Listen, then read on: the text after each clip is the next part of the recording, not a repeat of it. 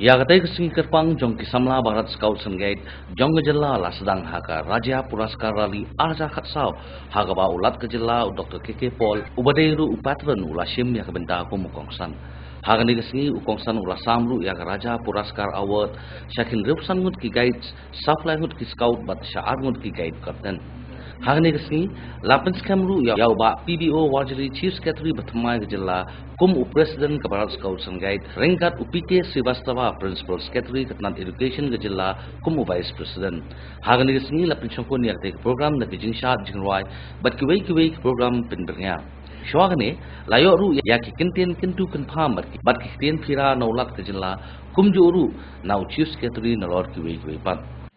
If we continue to follow what was told to us 100 years ago, when the scouting movement was established, and those days things were different, today the things are different.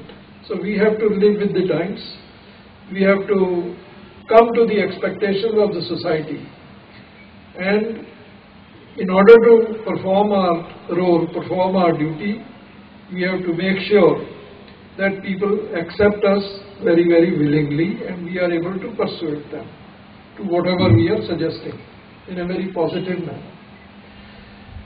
Because if our suggestions are somewhat outdated or not very practical, people will not accept, and even if we try, then it will be some kind of a force that is being used, which is not very desirable.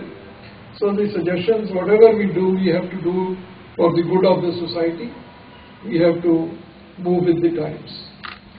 The first thing that I had mentioned and I would reiterate is that the scouts and guides can contribute to the preservation of environment and also conservation of energy. These are two things about which every school boy, every school girl, they are sensitized during their studies by the schools in the normal course. But then it's not a question of merely studying and cramming or passing an exam. These things have to be put into, made use of in your practical day-to-day life. So please make sure that wherever you are, in your school, at home, that you are conscious of these things. These things should become some kind of a second nature habit.